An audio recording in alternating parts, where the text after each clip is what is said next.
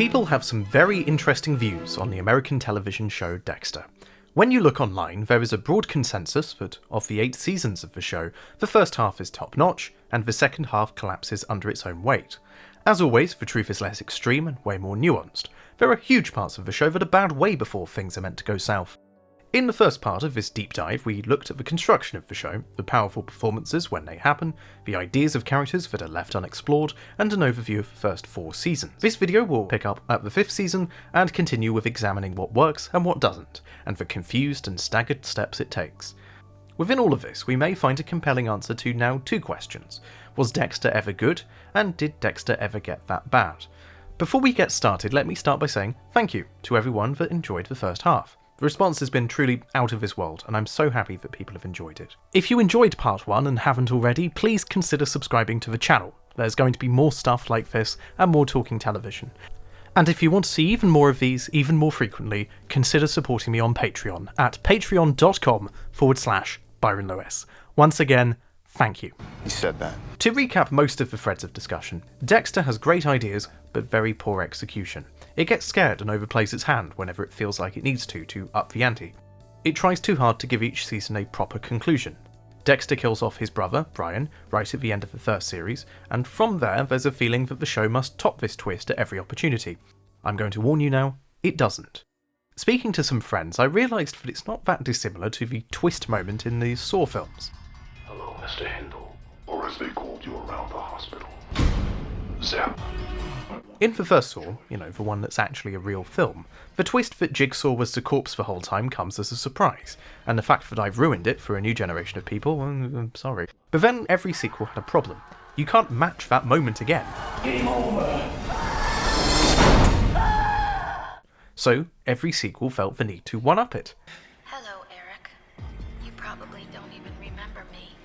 But it can't. It also can't because each of the sequels loses the charm, uniqueness and quality of the original, but each twist gets progressively more contrived and stupid in an effort to get the same reaction all over again, and none of them work. I'd argue there's quite a few interesting parallels between Dexter and Saw.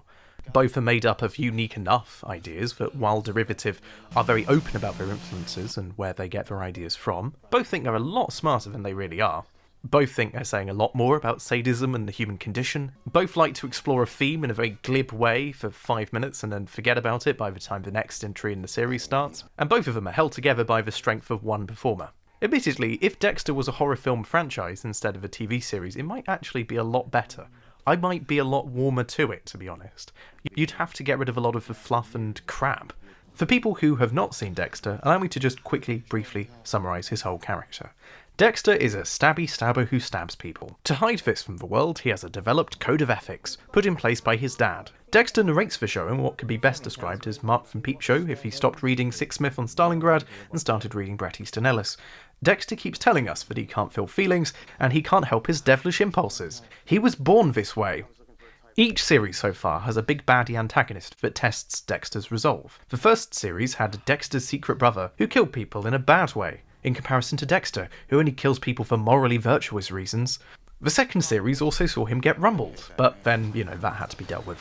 The third series broke new ground in treading water, with its inconsistent and poorly written antagonist, Miguel Prado, and the fourth series played on Dexter's hubris and had an amazing payoff, comparatively. Yes, it's the same thing we've seen a million times before now, Dexter hunting his prey and eating them. I mean, not eating them, that would be sadistic and wrong, he just kills them. It ends in a very similar way to how Brian dies after all. Dexter in his own head has been telling us, for the last 4 years, that he's brilliant, unstoppable, and can make anything happen. He can protect those around him from his devilish impulses. Oh, I'm sorry, your wife is dead. This happened on a cliffhanger too. Dexter's wife got killed off, and then that was it. That was the end of the series for a whole year. I don't need to tell you that a year is a long time in television. A year of patiently waiting, people twiddling their thumbs and writing Dexter doke/fiction on AO3. It was a difficult time to be alive. The ante was being upped without the show even being on. There was now a strong pressure to deliver. How do you resolve this and make people happy? Find out next, after the break. I promise you that was relevant. You see, Dexter aired on a television channel that didn't have advert breaks. What difference does that make to a show's structure? Dexter exists in a crossroads between the things it desperately wants to be. At times, it is a piss take of the police procedural, something very much lapped up by academic discussion of the time. At times, it wants to be a groundbreaking, freeform serial drama like The Greats. Unfortunately, it gets confused and ends up being a slightly messed up version of both. At no point can it pick a lane and stick to it, and do it well. And I do think that one of the biggest problems with the show is the lack of form and structure. I would argue that if it was more like the things it claims to not be, it would be a lot better for it. A lot of television is built around advertising. Hi, I'm Barry Scott, and I'm here with Jill. By necessity of needing to cram in as many of them as people can, television has inadvertently cemented a very rigid act structure. On its own, I don't hate this. It can limit indulgent screenwriters, and it gives you a structure and fixed target to adhere to. There's a thing that must be hit at the end of every act. With police procedurals, detective shows, and, well, the whole cuddly murder ilk, the form that each 40-minute episode takes is roughly the same. I really like how Professor Michael Z. Newman talks about this. I found myself reading through his article on the structure of what he calls the primetime serial. This is a wide-ranging descriptor that would cover most of contemporary television. Stories on television are best thought of as a series of beats. This to this to that. This is not a revelation, of course. Everyone does this. I do this. It's a nice way of writing things. Sometimes it's organised as a sheet, sometimes it's organised as a beat board. This card and corkboard method that I like was popularised and rigidly enforced by the X-Files, whose alumni took it with them for life. Writing had to be perfect. There were these little 5x7 cards that you put on a corkboard, I don't know, about this tall and this wide, and you'd be forced to carry it around the lot with you. Anyway, a conventional hour-long American drama is designed to have at least 4 ad breaks, a cold open, and 4 acts. And in a traditional primetime serial, Newman identifies that you'd want to have around 6 to 8 beats per act, each only really being a couple of minutes at most. The final couple of beats act as a sort of crescendo to what's going on, closing the act with a bit of a climax and getting you ready to watch more. Your attention must be captured. There's advertisements to show. In a cuddly murder format like Monk, the act closer is usually a crucial piece of cracking the puzzle. When you see it, you can't unsee it. But knowing it doesn't make the programme worse, it just makes you aware of the trappings of television. Sometimes this limitation is mutually beneficial. Yes, we can cram in more adverts, but it really makes comedy writers especially that bit more focused. For example, the original run of Arrested Development is a tightly knit 22-minute joke machine. It's brilliant. This precision requires you to compress as much detail as possible, making it so much better. It's a much better constituted product than, well, the Netflix era of Arrested Development. It's too flabby, it's long and unfocused. Just because you have the freedom to not adhere to a 22-minute 3-act structure doesn't mean that you should. I take this approach to YouTube videos as well. History Mystery, my long-running comedy history thing, has a 3-act structure, and the aim for each act is 7 minutes. Because it's YouTube, sometimes we do go over, but whenever I've rewatched them, rarely do I think, oh, that was worth the time. In fact, it goes the other way. Because there's no commercial pressure, I can go under, and it can be snappier and better. I would also argue that this structure lends itself well to the more predictable, less maverick dramas. Enforcing structure requires adequate resolution, usually once every couple of minutes. And for cuddly murders where we want some reinforcement that everything's going to be okay, it works really well. It isn't groundbreaking, but good things don't necessarily have to be groundbreaking. When I was in sixth form, doing film studies, I remember having a conversation with a budding filmmaker who was hell-bent on breaking all the rules. Because Kubrick did, and Tarantino, they're all names. Have you heard them? One thing I really remember him talking about was breaking the 180-degree rule for no reason other than to break the rules of cinema. And he did it in a coursework assignment, and it was shit. Anyway, we have our beats, we have our acts, we have our episodes, and we have our seasons. Dexter as a programme, especially at the beginning, feels like it should have this rigid structure. You could quite easily arrange the events of the pilot into a very clear multi-act structure. I would argue there's also very clear big beats at the end of each act. But as the series progresses, it feels the need to do something different. And this something different was set in motion by, well, it's not clear-cut, and it wasn't the first programme to start doing this, but of course The Sopranos was by far the loudest starting pistol in the room. The Sopranos was a programme on HBO. There's no ad breaks, no interruptions. Your film can be as long as it needs to be, as long as it's good. The Sopranos at times can be viewed as a series of 13-hour films. Yes, a lot of the episodes have conclusions and endpoints, but it is a flowing epic. Creator David Chase famously claimed to hate television after all, and hated its trappings and hated its writing. There is an act structure in there, it's just a lot looser. There's not a crescendo beat that wraps up an act. things flow into each other. Remember that the people writing The Sopranos had come from network television. Because it's handled by people who know this format so well, they're able to pick at it and bend the rules. These are extremely talented people doing things not just because they can, but because they have something to say. Smith correctly points out the sheer amount of scenes just involving Melfi and Tony not really saying anything to each other. You couldn't get that on normal TV, lest it be considered filler. The beats can trail, and they can be as long as they need to be. And less talked about by Smith, of course, they can also go under. There are some short episodes of The Sopranos. There's one that's barely even 40 minutes. Ultimately, the beats and act structure is still there, it's just a lot less neatly defined, and much more like a film. It's some structure, just less structure. Less obvious structure. The big tell with something like The Sopranos is arguably the lack of reminder that you're at the end of an act. Smith puts it really well. What sets apart the act end beat in Sopranos from other network dramas are their refusal to abruptly halt in the instant after the turning point event has occurred. Instead, such beats are permitted to linger and settle. Tony! This scene where Aid and Tony are in a car and it crashes would be the end of part 1, but it's not. We are left in that moment. It lingers and it settles. We're here for a while watching this wreckage. Let's just say The Sopranos was on conventional network television in America. I'm not trying to be conceited. Tony!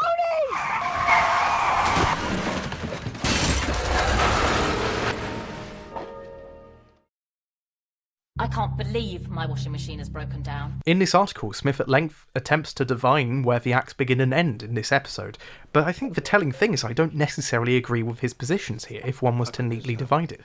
There is a divide, maybe, but it's so much more flowing, you don't always notice it.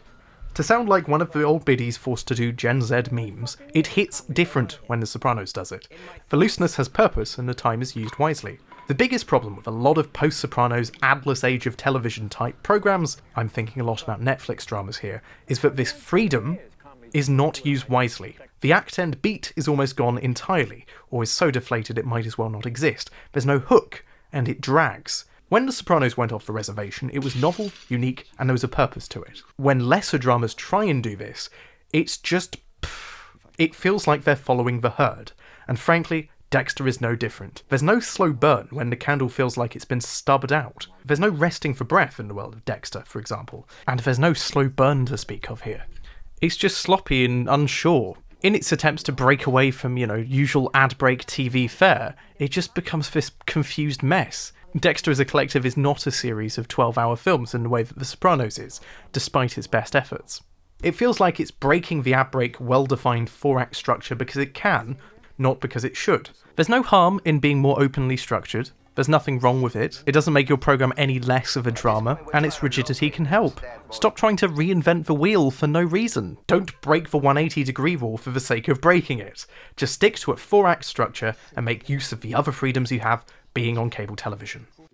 A lot of this video will be critical of the latter half of the show, largely because it doesn't deliver on the goods. But buried inside of this, all of it, are things that do work, and unfortunately that makes it all the more frustrating when it doesn't. Well, I've stalled enough now. Let's talk about that 5th series, and the cliffhanger that needs to be resolved. Admittedly, Dexter boxed itself in early. Season 1 ends with, the main villain is my brother, and he's dating my sister, and I have to kill him to stop him from killing her. I mean, where do you go from there without repeating yourself? You've kind of done everything in one go. Killing Rita was a bold twist. Unexpected, but logical. Trinity was starting a new cycle. Rita fit the MO, and with the walls closing in, why not kick things off again? It also provides Dexter with an emotional reset, dragging him back to square one. In some ways, it's the show's best way to completely reset and change things. Does it stick for landing? Well, I've been watching a lot of rehearsal lately, and that's all about plane crashes, so no. Rita's death was filmed near the end of the series shoot, with few people knowing that it had happened outside of the writer's room, the core cast and crew, and, obviously some Showtime execs who signed off on it. Julie Benz, who plays Rita, found out only a little time before they filmed it, which, to be fair, is fairly normal. This was a big twist that they needed to keep under wraps. I do feel a little bit sorry, though, for Julie Benz finding out the job that she'd had fairly securely for 4 years was coming to an end, just like that. Unfortunately, the few people who knew failed to ask the most important question: where now? It's a long time to keep something moving, and eventually people are going to get tired and have a bit of a dip. Again, even the so far impervious to criticism Breaking Bad falters in that bridge between Gus's death and the new baddies being established, even if it does essentially bring together the fan favourite Gang of Four. I would argue that the roughest part of what Dexter experiences is what immediately follows the climax of Rita's death. The first episode is why people write off this season. It's no surprise to me that the final draft was penned 4 months after the finale. It feels like it. It feels like they took a lot of time between the two, writing this ending in a very different state of mind. A cliffhanger in its series opener resolution can be viewed in some ways as a two-parter, which makes it more troubling that both parts were also written by someone different. In fact, the entire show changed hands between series. The 5th season had a new showrunner, Chip Johansson, at the helm, who also wrote the season opener. This, on its own, isn't horrible or unheard of, but learning this after I saw it made a lot of things click. Johansson is mainly a television producer, as well as doing the odd bit of writing. Far more than I have, of course, not knocking him. But the problem with Chip here, other than his name being Chip, was he a dog? Is that he had written no prior episodes of Dexter and was entirely new to the world. I came on after doing 24, so I came on in season 5 to run it. So the pilot was written by a guy named James Manos, who is, for TV writers, he's a real writer. He's a really cool guy. Because of that, he was quickly booted off the project. His prior screenwriting CV is an episode of The X-Files that I didn't really like, a bit of a really boring series of 24, and an episode of Rugrats. This is not a pair of hands I would trust with my Emmy-winning series. Someone, please, give him a hand. This almost feels like you're setting up someone to fail. Now, I want to know, after such an incredible season last season, how are you guys going to come back and make a show that is even better and stronger and resonates even more with the audience? Season 5 is not at all just a continuation of Season 4. We have new crazy-ass stuff happening pretty much right away. His continuation doesn't have the grasp or depth that comes from writing these characters for years, even if it's not always good writing. Let's talk about that first episode, My Bad. It opens with Dexter in shock, wandering around in bloodied clothes, numbly confessing, "It was me." But just like Dexter, this episode staggers around, confused about what it means, before being rushed around by people just as clueless about what happened. There are a few scenes that, if you're heavily invested in the show and you like these characters, would wind you up. I think one of the worst, and the one that I've seen discussed elsewhere, is this throwaway line from series pervert Masuka. Masuka, famed for his way of saying horrible things at the worst time, makes a comment at possibly the worst time you could. Rigor mortis full-blown. Epidermal modeling. I imagined her naked plenty of times, but never like this. Single cut to the femoral artery. Yeah, it's awkward, isn't it? Like, it just doesn't work. Maybe the point is that he's saying it about someone we know, and it's so much worse when he does that. But it just doesn't sit right, does it? There's something just about it. It just feels so almost forced as well, like we have to be edgy here. It's very, very poorly thought out, and it is one of the first lines of dialogue in the episode. There's a time and a place, and it's not this. But that's not to say the comedy in the show doesn't work at all. Dexter has to deliver the death of Rita to her parents and her kids. God, what a task. They've been away at Disneyland the whole time, and, well, they need to find out sometime. But because it's Dexter and he doesn't do emotions properly, he's delivering this horrible news whilst wearing the Disney hats the kids gave him. The absurdity of it works. It's funny. But it's not laugh out loud funny, you know? Dexter did not kill Rita per se, but he is responsible and he knows it. There are definitely interesting stylistic choices in this episode. There are some clumsy cuts that make me think that the editor and colorist had lost a bet or the director had pissed them off. After a shot of Dexter and Asta having a fight, they cut to a shot that looks like she's smiling. There are some very poor attempts at colour grading where the colour temperatures vary from cut to cut. Quinn is basically orange in half of the scenes he's in, and it's not just bronzer. And the lighting is sometimes so poor that it looks like they're indoors in broad daylight. There's also a load of meaningless Dutch angles that say nothing and do nothing. Oh, wow, you can tilt 45 degrees? Well, I can do it back to you, and it looks better. Even if you're not noticing it, there is an explicit attempt to break with the past here. But it has no idea really what to do or how to do it. It falters and meanders, and so does the plot. And it's this confusion that you can pick up on as a viewer, even if it's hard to put into words. Dexter as a character doesn't have to have a steady hand, after something that's upending, of course, but the show ought to. Flashbacks make a return to the show, of course, but rather than the Code of Harry, it is Dexter's recent life. In some ways, it's almost the flashing back to the unlearn of Harry. This is his attempt of fitting in with a normal life with Rita. Even at the very beginning of their relationship as established in a flashback, he's more concerned with a would-be target. It's a poor woman. I think this flashback sums up how he sees her quite nicely. Yes, she's a cover story, but she's always a bit more than that. He has conflicted feelings. To be honest, this figure that he's watching, I kind of read a bit differently from just, he's a target. He's almost like he's watching over him, like a disfigured guardian angel on the shoulder, or a cloud haunting him, or a realistic depiction of an angel. This episode also has a lack of Ghost Harry guiding him, because he's lost, after all. There are a few scenes in which his internal monologue tries to establish that he doesn't care about Rita, but the reason he's putting those blocks in the way is solely because he cares. He has no Harry to guide him at the moment, and not even a Brian. He isn't waving back and forth between good and evil. He's nothing. He's apathetic. This is possibly the first time where he is completely numb, and not just telling us that he is. Unfortunately, he doesn't really do anything with this. At this point, Dexter does a lot of stupid things that seem unpredictable in a way that screams more of writing yourself into a corner. He ignores the FBI tailing him, he ignores his sister, and goes off the rails and disappears. He ends up killing a random guy who mouths off at him, and at this moment, Harry returns, and well, he does this.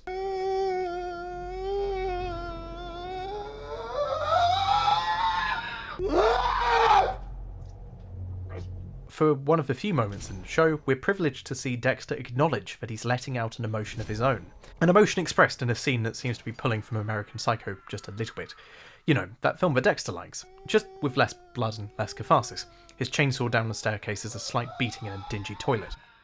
Something interesting I caught in a rewatch was the jumpy nature that the police team have to protect one of their own, even if they all have their suspicions. We, of course, know that Dexter didn't kill his wife, at least not directly, but everyone in that group has their own reasons to reason away Dexter's confession. Batista loves Dexter for reasons that are never really explained. I think it's because he has no other friends. Masuka likes Dexter because his prowess allows him to do more important research. Looking at nudie ladies research. And LaGuerta is too busy having no character.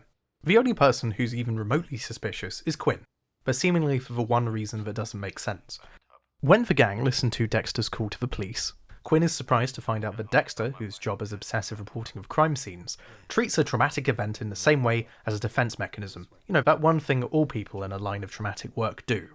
The one time he has something to say, and it's such a colossal waste of time. Quinn, as we've noted before, has a brilliant range of emotions, from annoyed, and it is in this storyline he is able to express all of these one emotions at once, giving us a dynamic performance one could expect from felled timber in a lay-by. Cleaning a crime scene of their dead friend was taxing work for Deborah and Quinn, so they decided to fuck violently on the floor feet away from her corpse. Anyway, they have this affair that is both predictable, inevitable, and as fun as paint drying.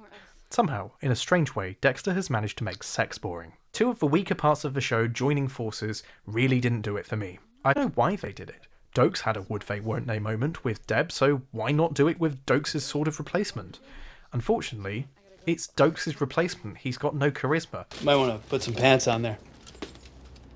All I'm saying is if Quinn came out with surprise, motherfucker, it wouldn't even be embarrassing enough to go viral mockingly. Actually, he did come pretty close. You don't know what the fuck you're talking about. We did 20 takes, and that was the best one. By episode 2 of season 5, things start to pick up a little bit. Dexter is back at square one as a character, which fittingly brings us back to the more engaging Killer of the Week and Killer of the Season cycle of storytelling. Dexter's kills begin in the same formulaic manner you would come to expect, with the same level of methodical precision that his Duck Passenger lets us in for. Season 5 brings us back to a nice grisly murder to kick things off. Not to be too morbid, but it's always good when we've got something visually interesting to work with. Something to give the VFX department an excuse to go crazy. Unfortunately, it does go the way of the freebow very quickly, and it gets a little bit boring. I guess part of the problem is the show never really knows what to do with Deborah's policing plots. This is very similar to the Skinner stuff in season 3. Deb taking the lead on investigating makes for slightly dull television. I wonder if this is almost the point. I mean, she's constantly living in Harry's shadow at work and Dexter's shadow in life, or both when it's convenient.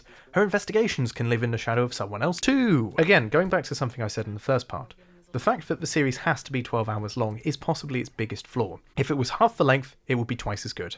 Dex is from the beginning set out to be this brooding, Byronic hero as always, but the self-aggrandizing seems just a bit more front and centre now. So for once he actually does do something grand. When he kills off one of his usual targets, he realises that one of the victims is still alive. She can be let go. We're introduced to a brand new deuteragonist, a new love interest, and a new Rita.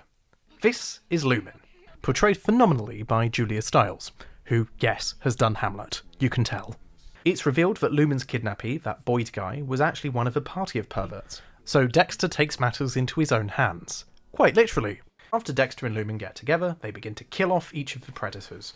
Initially, Dexter has a "should I kill her as well" moment, but that quickly fades. Instead, he decides to save her, I guess. In his head, I think he actually says that outright at one point.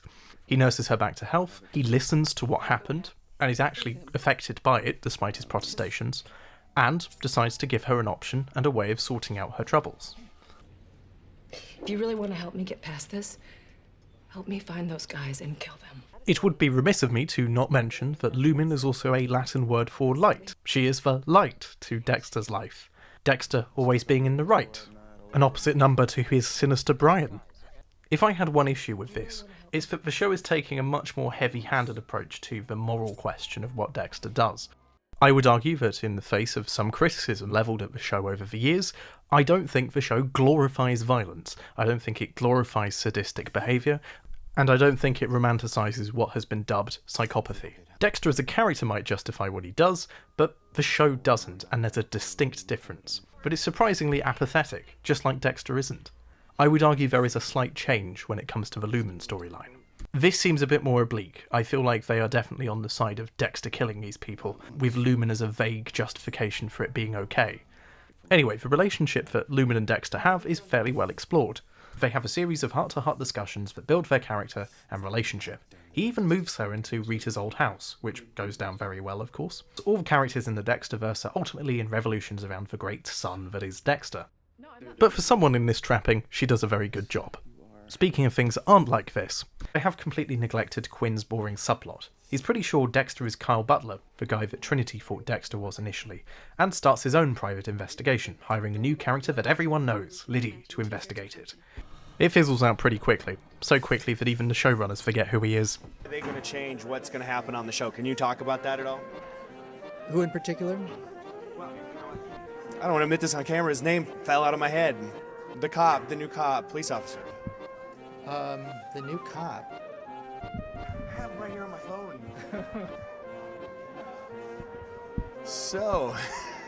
This series has been filled with unplanned kills that clearly rock Dexter a little. But you know, he doesn't have feelings, except for when he does, so he can brush it off. It always seems a little bit inconsistent, but you could charitably read it as a consequence for Dexter actually having feelings all along and denying them and that sort of thing.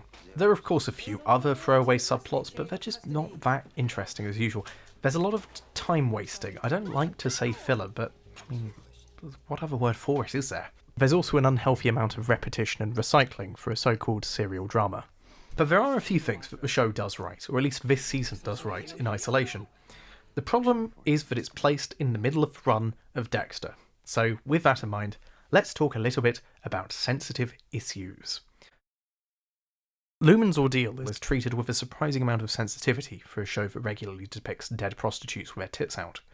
Lumen and countless other victims went through a traumatic abduction, gang rape, and if Dexter hadn't arrived, almost certainly murder. This turns the series into something different once again. We've Dex-constructed Killer of the Week procedurals, we've Dex-constructed the buddy cop, and now we're Dex-constructing the rape-revenge storyline. In isolation, I would argue that it's well handled. Lumen is portrayed as, yes, traumatised, but not ultimately broken forever.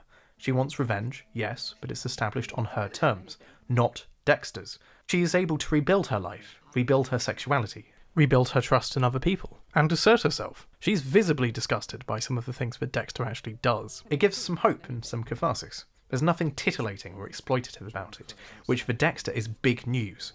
Remember the sexualised prostitute murder at the beginning of the first series? This is attentively well handled for a show that started the series with Misuka cracking jokes about boning attractive corpses. The show does an interesting thing here in not shying away from the detail, and focuses on the emotional impact and resilience of Lumen, the police force, especially Deb here. Rape in fiction is often avoided or portrayed without any real regard for the victims of it, both fictional and in real life. Violent crime on this very show, including sexual violence, is portrayed usually in a very frivolous manner, so it's refreshing to see something reasonably well handled. In a show that frequently features violent dismemberment and torture, and the murder of sex workers, the sex violence angle is usually avoided. Even the Trinity killer's obsession of hanging around nude in a bathtub is portrayed as a fairly sexless act. When the Trinity killer acts in a way that is sexually aggressive, that is always cut down and avoided. so you as the viewer aren't made too uncomfortable by it. It is refreshing then that Dexter actually decides to handle this with a modicum of emotional maturity, which is something in very short supply in Dexterland. Again, it's uncomfortable, and Dexter as a program is surprisingly chaste and unwilling to be truly uncomfortable. When I talked about it not being shocking and being made in the same year as something like Hostel, you have to remember that something like Hostel is unflinchingly honest about the sort of sexually sadistic element. Deb's reaction to the barrel girl cases is surprisingly gripping and realistic. The dark shadow that this case holds over the whole department, especially after films made by the gang are uncovered, is really well handled. If I'm honest, this represents a real turning point in Carpenter's portrayal of Deb. I need to take a breath, you know? There is a nervousness present in the show's depiction of something this quite unrelentingly horrible, though. You get a sense that it breaks the department's otherwise upbeat nature. Once again, the show, tonally, is very confused. Even Masuka loses his edge. We haven't actually even talked about the big baddie yet. Jordan Chase is the leader of this gang, a type who preaches very rapey-sounding self-help mantras. Take It is about as on the nose as a sex offender sociopath can get. It is the blunt hammer that you would expect from something like Dexter. He's not the most compelling villain, he's not the most well written, but he adds a new flavour of evil to Dexter's rogues gallery.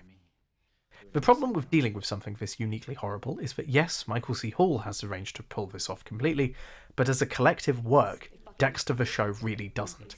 This is a programme that ribs the deceased, the incompetency of the police, the victims, the crime, every part of the process. At times the show really has the horn as well. Now, I'm no prude, that's absolutely fine with me, but I think it's a slightly incongruous and maybe inappropriate legacy to contrast brutal gang rape with, depicted with grim sincerity. Remember, this is all happening in a series that opened with a man seeing a woman's corpse and making lurid sexual advances about it. And it's not like there's a connection between the two events. I don't think it's trying to say anything or draw our attention towards it. I think it's a failed bit of comedy, sticking out like a sore thumb. But unfortunately, as a programme, Dexter lacks the depth to do something like that properly. It just can't commit.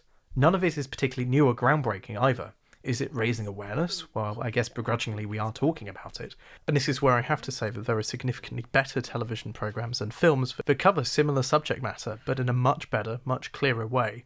It bounces between something extremely harsh and difficult that is handled in isolation very well, and its attempts to do crap romance, its attempts to do crap comedy, its attempts to do crap family drama. And then it wants to do its sort of campy violence. It can't pick a lane. There is a good programme here somewhere, but because it's going in so many different directions at once that aren't really thought about in too much detail, it all falls apart. It makes the really serious stuff seem a bit hollow in comparison. It being handled well on its own is one thing, but being relevant to the world of Dexter is another thing entirely.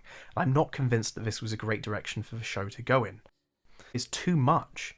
Again, it has the Dexter problem of going too far, only it's with something truly... Ugh.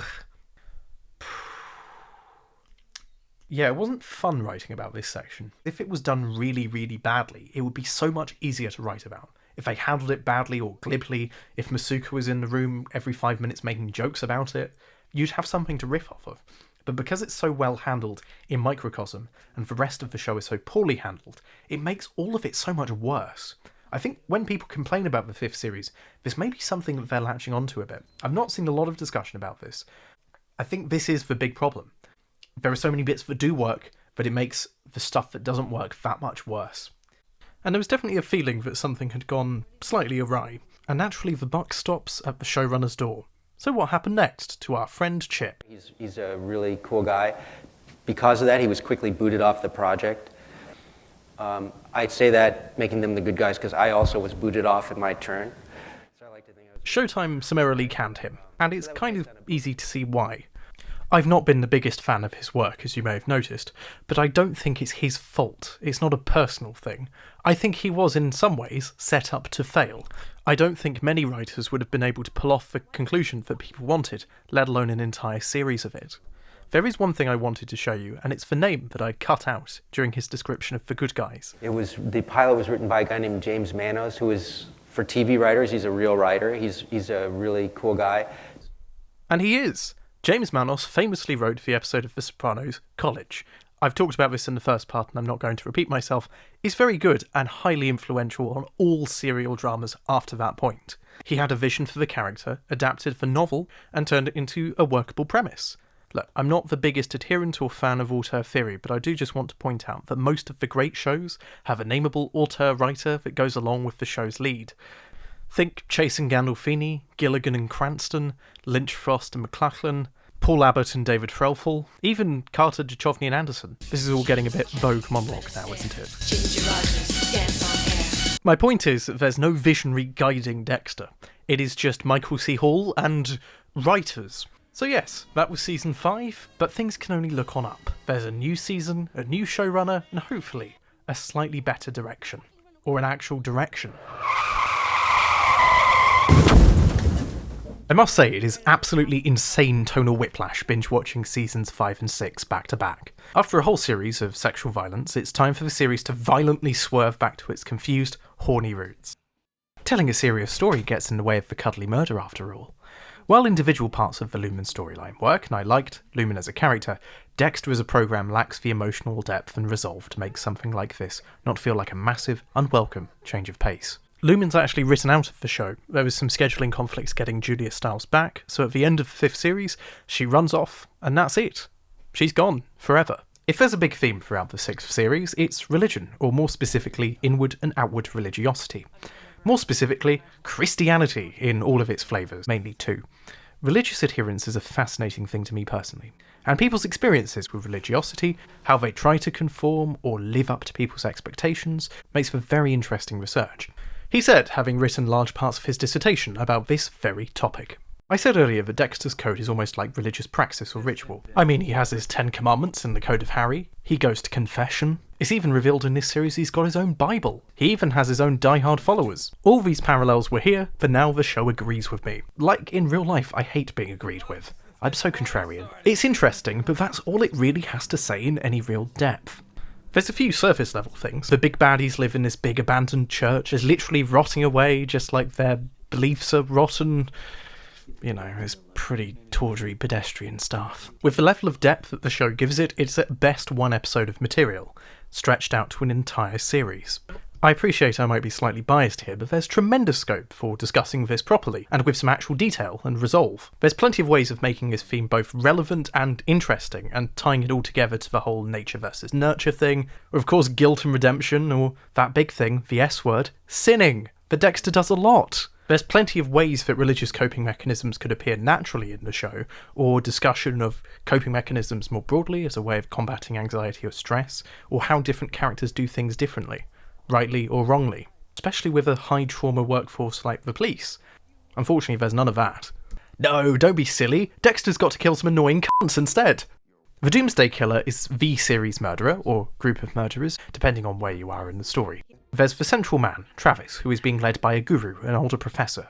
They kill people in ways that are a bit like the Book of Revelation. This may surprise you, but I'm not a theologian.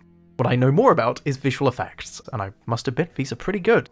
This is something Dexter's effects team always seems to nail. Uncomfortably gory messes that you never see on screen long enough to study. Fleeting flesh. Holy frankenfuck snakes! It's at this point that everything out of nowhere suddenly ties into some form of religious experience. God has put a desire for himself in every person. Okay. When you really get down to it, it's all about La pasión. Okay. Dexter sends Harrison, that's his son, you're forgiven for forgetting, the show does too, to a creche, but it's a Catholic creche. Dexter makes a new friend, but he's a Baptist buddy. Quinn proposes to Deb, and it's shit. You make me happy, I make you happy. So? So I love you.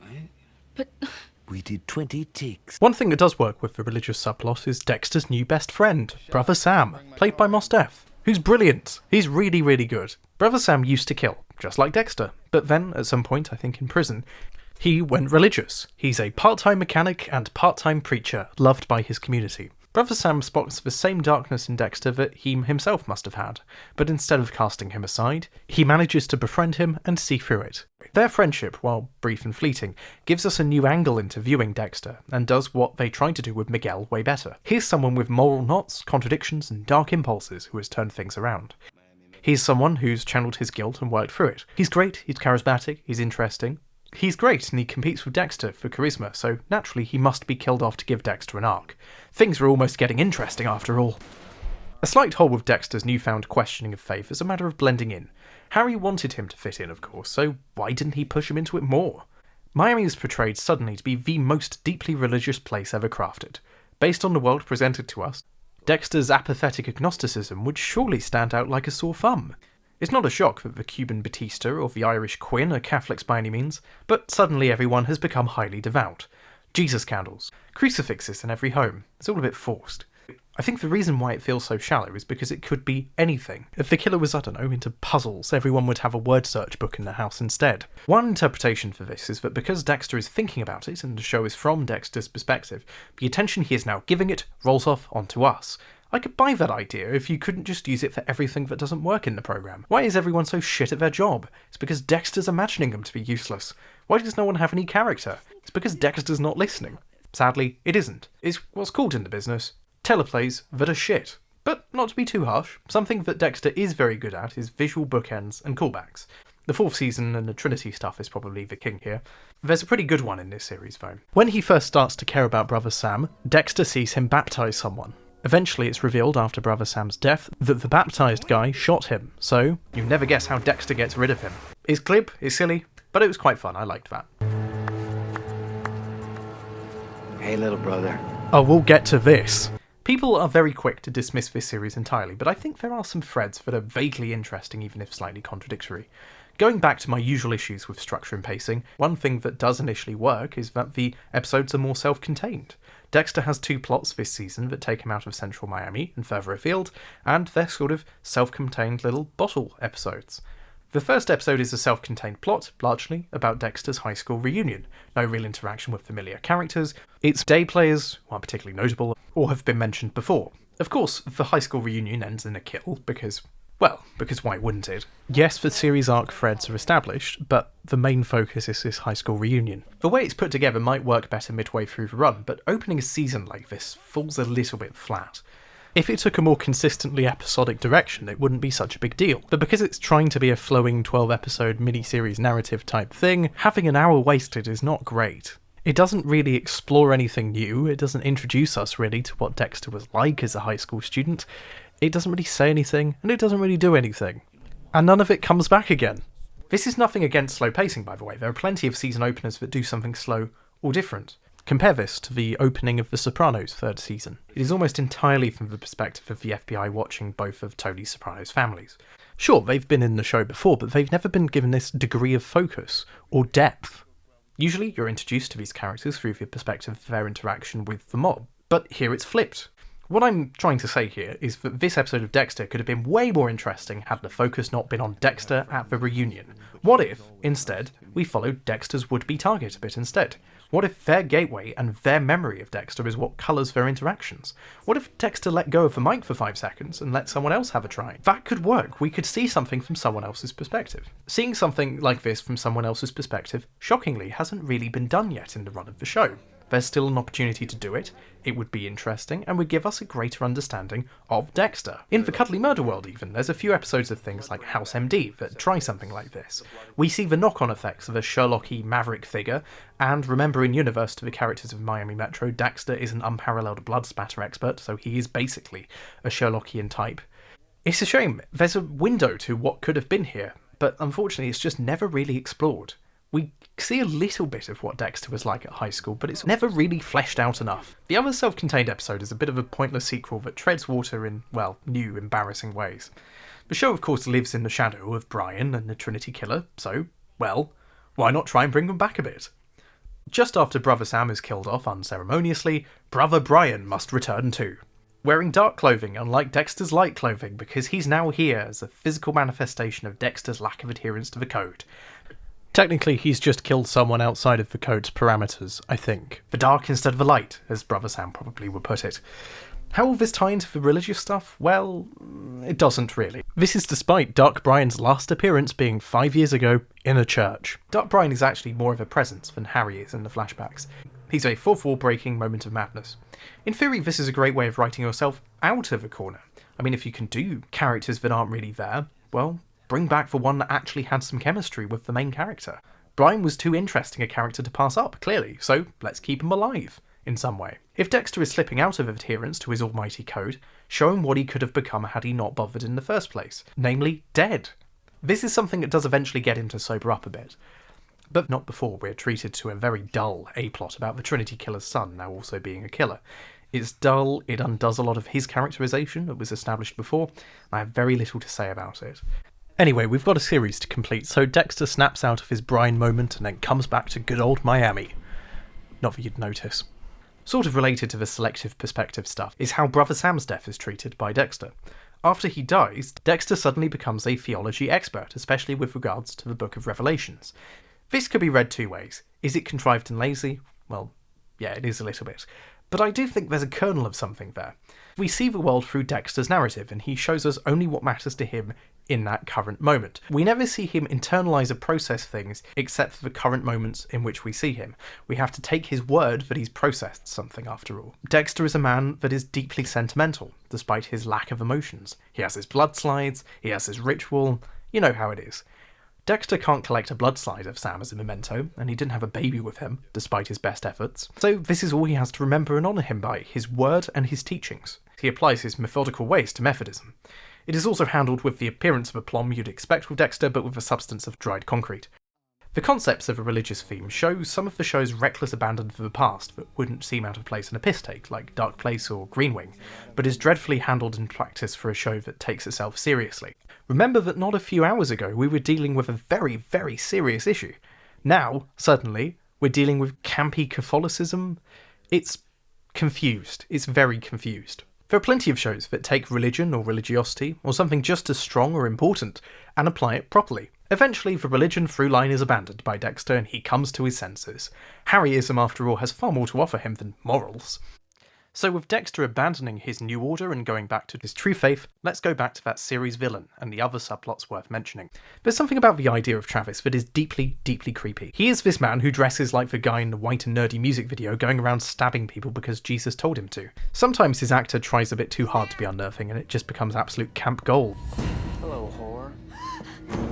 Eventually, of course, it's all fine. You know that the big baddie will be defeated, and to be honest, you know they're not going to do anything else as big as killing Rita anymore, so why bother panicking?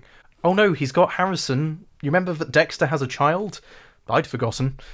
Travis isn't an entirely meritless character though. It's revealed that the Guru Guide is actually a hallucination of someone Travis killed a long time ago. He eventually recruits some cultists who are happy to go all out as they plan to launch poison gas attacks on the Miami Metro offices.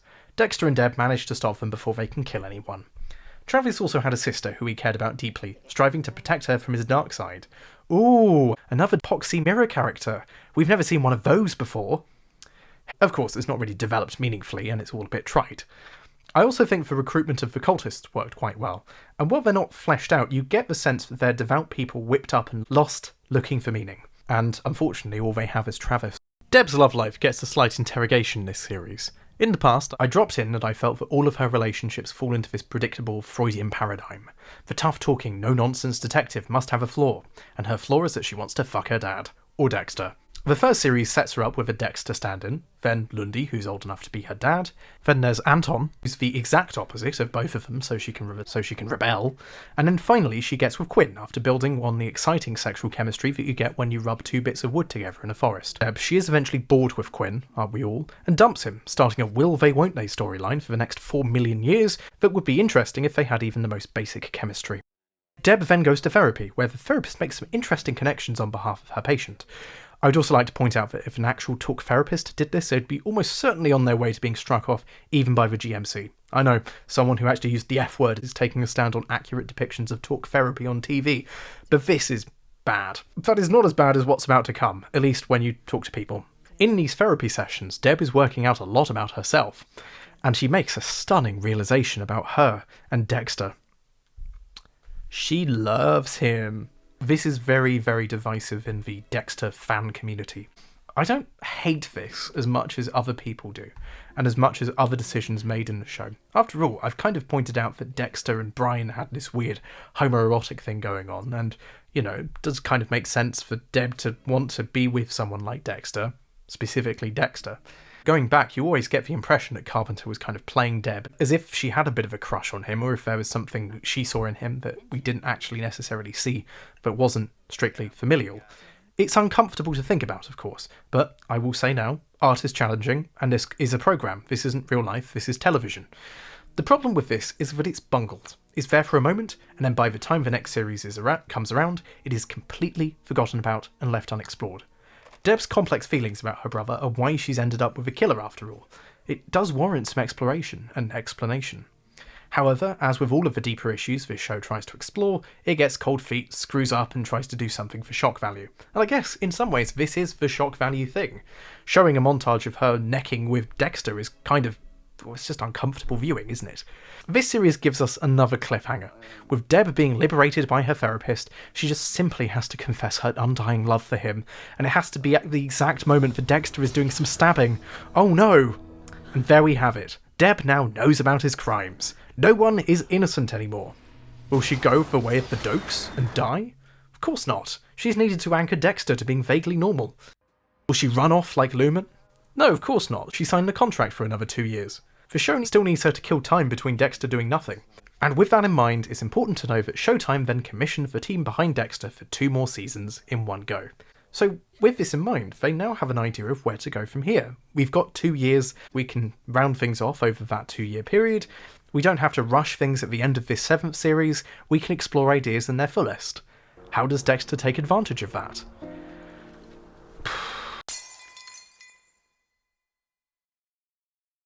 The problem with the 7th series, and doing a video that is entirely in linear order like this, is that I constantly feel like I'm stringing things out, and maybe you may agree. I did talk about Season 5 for a while. Unfortunately, I just don't have as much to say about the 7th series here. It's long, it goes on for too long, it could be half the length and twice as good, but I'm going to talk about the things that I like instead, because I feel like I have been exceptionally critical, and there is still a lot to like about the show. When I said at the beginning of part 1 that I didn't want to take people's experiences away from them, that is true, but I do think in order to understand what we like, we must be willing to criticise it. And to criticise, I will. So far, we've compared Dexter's ritual murder fest to religious practice, addiction, therapy, sports, but there's one thing we haven't done yet. Let's compare it to homosexuality. And he can't help his devilish impulses. He was born this way. The character of Isaac Serco, the series baddie, is almost brilliant. I really, really like him. I really like the way that Ray Stevenson portrayed him. Every character, of course, is related to a part of Dexter's way of life, or a foil expression of something that has come before. Soko is no different, but he is at least well put together, interesting, and fun to be around. The two have a bit of chemistry, for a start. It's a real breath of fresh air after, well, such a long time of people who couldn't really hold their own. Even the Dexter Trinity stuff, I never really got the sense of camaraderie in the same way that Brian and Dexter had chemistry. This is the closest to that. Unfortunately, it's fleeting. He's shockingly underused, despite being the primary antagonist of the series. He's in 10 episodes, but he barely feels like a presence until the end. Admittedly, this is because there is other intrigue, some of it good, but it leaves you with the feeling that there's more that could have been done. The comparison to closeted homosexuality is one that I'm surprised they haven't thought at before. In the pilot, it's briefly mentioned that Dexter could be an apathetic, non-practicing bisexual, at least in theory. Not that I have anything against women, and I certainly have an appropriate sensibility about men. There's of course the surface-level similarities to a gay lifetime circa the 1950s. Skulking around in the shadow of night, keeping a double life, liking Barbie dolls, seeking out others on Craigslist, prepping, and of course pricking men. I mean, when you go seeking it out, the illusions are everywhere. The fuck you looking at? Hey Barbie, how'd you like the sun? Carpenter almost plays Deborah as if she's found out that her long-term crush was secretly a gay man in hiding. And her moral judgments are, well, not that far apart from how some people describe homosexuality. To expose a child to your life choices. Serco is a mob boss on the hunt for the killer of his close personal friend. Guess who did it? This close personal friend, Victor, is more of a close personal friend than most. He's a homosexual. Is that all? Soko is meant to be Ukrainian and part of the Ukrainian mob, but of course this is pre-Russian invasion, so the writers are clearly picturing a Russian guy in their heads and a Russian mob, and they also use the phrase for Ukraine to aid in further dating it. There is one good bit of background thinking though. Soko, if you hear him talk, doesn't really sound very Ukrainian. Maybe this Morgan and Green were working alone. And to be honest, I'm glad that they went this way. He has a strong RP English accent. He sounds like me. And given the public school boys that I know, and the prefect culture of the time, it's no surprise he's ended up the way he has. Soko is interesting, but the storyline he has isn't all that. It's a good bit of revenge, sure, but it's... You may have clocked something already in this discussion. It's becoming increasingly synoptic and a lot less analytical. I must apologise, I wish I had more to say, but unfortunately there isn't as much to say. The show has always been fairly literal, and what you see is what you get. But it's not all bad. And again, Ray Stevenson does a very good job of portraying Isao Soko. There is, of course, broader intrigue as the department investigates the mob doings. Inevitably, Quinn is roped in ways too boring to dwell on. Suffice it to say, Quinn handles it the way Quinn does best. The compelling thread, however, in this season is the slow piecing together of Dokes' innocence. Do you remember Dokes? He was that guy who got all blowed up a few seasons ago. Well, after several seasons of being in a room doing nothing, LaGuerta has been promoted to being an integral part of the story. She's finally starting to piece some things together about Dokes. You see, when Dexter was killing off that religious guy at the end of the last series, and Deb found him, he left behind a bloodslide in the confusion. Guess who found it? Eventually, with the help of Captain Tom and some digging, she starts to put it all together. And I must say, I really like how this is handled structurally. And this is really Lauren Velez, who plays LaGuerta's, time to shine. This is her best performance in the entire run. It's because she's given something to do. It is the closest that Dexter as a television programme gets to having a parallel plot that is of equal weight and importance to whatever intrigue encounters and encumbers Dexter. This is in no small part helped by the fact that the Dexter intrigue for this season, largely, is bollocks. The one thing I would say, though, is that this is a long time coming and it could have happened way sooner. LaGuerta was a very one-note character for a while. She was very much just one sentence of, I'm corrupt and self-serving, look at how self-serving and corrupt I am. That's boring. And to think, you could have been tapping into all of this. If there is a problem, it's that it's encumbered by a lot of crap, a lot of other storylines that don't really go anywhere or aren't very interesting. But at least we have this. We have something to savour. This LaGuerta story is an incredible slow burn, especially by Dexter's standards. We see incremental parts of Maria's Dexter puzzle being solved episode by episode. And it's a puzzle that rewards you for paying attention to stuff, 5 years ago at this point. It only really comes together at the very tail end of the series, but it actually works. I like it. I like how they went through this. Until it ends, but we'll get to that. The one thing that could have been explored better is Captain Tom's involvement. He doesn't really like LaGuerta and is begrudgingly working with her, but if the show was written better, I would assume that he may know more than he's letting on. After all, he does let Dexter know that she's investigating him. Could it be that he knows more than he lets on? Does he know about the Dark Passenger and how Dexter was born in blood? It's entirely possible, but I just know that if he did know, the show wouldn't let you forget it. This could have easily gone on for a series or two. This is how they should have handled Dokes the first time round. I'm just glad that they're finally doing it. But, like all things, it must finally come to an end. Eventually, LaGuerta knows too much. She's able to corner Deb on some things that she did to aid Dexter when she discovered him killing that religious guy. She tries to manhandle and arrest Dexter, very similarly to how Dokes did it. She tries to entrap Dexter using something involving his mum. Dokes also did that. Like I say, there's some good mirroring here. Eventually, it culminates in Deb being left in a standoff. She either has the choice of killing LaGuerta, saving someone who is innocent from her brother Dexter, or killing Dexter. And it's at this point that Deborah remembers that Showtime has commissioned them for another series. Of course, we have a few other threads to wrap up as well, and actually a whole subplot I haven't mentioned because it's boring. Dexter's most famous recurring character, of course, is writing itself into a corner. That's her full name, by the way. With no more Rita, or Lila, or Lumen, in Dexter's life, he needs someone new to tether himself onto. And that someone is Hannah McKay. Boring. Just boring. There's nothing really to say. And frankly, it is recycling at its worst. Nothing original happens with her, and as a result, it is phenomenally boring. I could make a list. Also evil, also kills people, boring family, blonde. Look, if you just wanted Julie Benz or Julia Stiles back, you could just have a flashback like you do of every other character. Why do we waste time doing this? Why tread water? Why? One thing that the last series did actually do well is proving that Dexter doesn't need a love interest to look like he fits in. He can just be a widow. That's socially acceptable. Speaking of Dexter being a widow, let's talk about his home life very, very briefly. Cody and Asta just don't exist anymore. Harrison is sort of there, but because Dexter has too many other responsibilities, namely stabbing people, he's taken on an au pair in the form of Jamie, Batista's sister. To begin with, she's dating this specky nerd who loves Dexter. Okay. But due to some real House of Cards planning, Dexter breaks them up as he gets too close to finding out what Dexter really does. In a scene as poignant as it is dross, Dexter sends Jamie a tape of this nerd having an affair, in a scene that is very similar to a very famous bit from EastEnders. I'm not saying that the American writers of the show had seen this, but I find it very funny that a British soap opera with no pretensions or delusions of grandeur could handle this scene better and more dramatically. Anyway, when he eventually gets killed off to further the main series plot, there's no chance of them reconciling, so she starts dating Quinn for some reason. Despite the fact that their introduction a series ago started like this. I want to have a relationship with that ass. I want to have babies. Completely forgot to mention this, but for some reason, midway through season 6, Quinn becomes an alcoholic, in a plot that is dealt with so insincerely it is hilarious.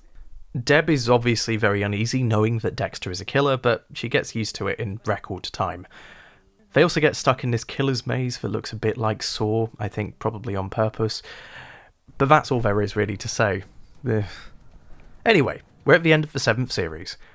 Going into Dexter 8, there's still quite a lot that could be resolved, quite a lot of interesting things that could happen.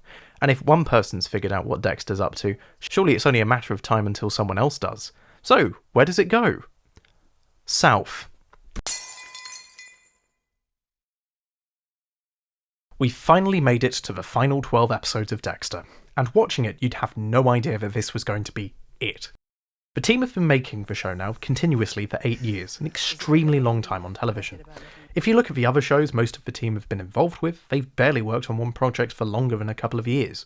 Michael C. Hall and 6 Feet Under is very much the exception to the rule, but even that had to end. And so, Dexter must end. And while I imagine you can look back on that time now very fondly, contemporarily, if you've been doing the same role for 8 years, you risk being typecast. The public will treat you as the character even when you're off screen and ask you stupid questions like this. Have you been keeping up with this whole Casey Anthony case? Do you think Dexter would get Casey Anthony? You're confusing fiction and reality, brother. And so the show had to end. And to be honest, I'm glad. It's tired. It feels tired. LaGuerta may be the death hanging over this series, at least to begin with, but I would argue the biggest death of them all is Miami, the setting. Now, every season has felt progressively less Miami, less Cubano, less fun, to be honest. Remember, at the very beginning of Dexter, the intention was to film it on location. Unfortunately, due to the weather, it could never actually happen, and every other series was mainly shot in Hollywood. And while some shows make it work, unfortunately, Dexter doesn't really try. By the end, they were giving up on filming exterior shots altogether, doing everything indoors for this cramped, crap look. I heard Vince Gilligan, creator of Breaking Bad, once describe setting as a character. He is completely right. It is. The place in which the action of the story happens is as much a character as any other, in my opinion. Would Twin Peaks work the same way if it was set in Mulholland Drive? Would Mulholland Drive work in the same way if it was set somewhere else? No. No, it wouldn't. While it was an accident that Breaking Bad ended up being filmed in Albuquerque, it ended up serving and reinforcing the story it told. Albuquerque is a city grafted onto an actively hostile environment. It's a harsh desert that looks like another world, another planet. I mean, how could that possibly relate to a teacher entering the meth business? Every week on The Sopranos, you see Tony driving away from New York and into New Jersey. It is possibly the least subtle thing in The Sopranos. It is hammering home that this is not New York, this is not The Godfather, this is not Goodfellas. This is its own world with its own rules that lives in the constant shadow of something much more powerful. Dexter just doesn't have that tied to location anymore. It's just, it could be anywhere. I think it's very telling that one episode a few seasons ago involves Dexter travelling over 1,000 miles to go somewhere that looks exactly the same. So the setting's dying, LaGuerta's dead, Dokes is dead, Rita's dead, everyone's dead, except Deb. For now. The show has taken a weird cinematic tilt. Gone is the early HDTV look, we're now looking at the cheap filmic era of television. The colour grading, of course, has always been a slightly mixed bag, but some scenes in this series just really take the piss. It's hard to believe it's the same show, it just looks wrong. And also not very good. The biggest problem is that it goes against the established visual language of the show without really saying anything. The bar scene, Teal and orange, Dexter's laboratory. Teal and orange, Dexter's shirt while he's in the office. Teal, the sunlight, piercingly orange. It doesn't look like Dexter. It now looks like a cheap horror film. I mentioned Saw at the beginning. It's like the last few Saw films. Putting a showrunner's hat on for a moment, the plot for Season 8 would have been way better if LaGuerta wasn't killed just yet. It would have been great for the net to fall as LaGuerta and Matthews are forced to continue to work together, with Dexter just that one step ahead of them. Maybe mirroring some of Dexter's own struggles trying to find people like the ice truck killer. It could have been resolved well, like any of the deaths in Breaking Bad. They all get resolved nicely and neatly. They're allowed to breathe. It's not just the last 5 minutes of the episode. Going back to what I was saying about Setting being a character, the Superlab gets significantly more of a send-off than any character in Dexter really truly does. Dexter never really seems to get that. It's always like, oh, we have to do it as a cliffhanger. No, do it a little bit before the cliffhanger. Then you've got time to resolve it, then you've got time to think, pace it, make it more impactful. Is really telling that while the show is desperate to try and get away from the traditional structure of a Murder of the Week format, it really feels the need to go back to traditional TV cliffhangers. So much for being a groundbreaking serial drama, eh, Dexter? LaGuerta's investigation was the most interesting thing about the last series, and it would have been great to keep this going for just a little bit longer. That conclusion would have worked way better to end the entire series. There's still time for Maria to build the case, and if it was indeed the final Dexter to have ever Dextered, it would have made the choice Deb makes an actual one. Imagine if the show actually ended like this. What if she shoots a gun and then it just cuts to black? I hope my check's in the mail, Showtime. Because we know that it's not the final Dexter, we know what choice she's going to make. If this happened at the tail end, it would have been so much better. That being said, we're blessed with the Maria LaGuerta Memorial Bench. What a funny legacy to leave.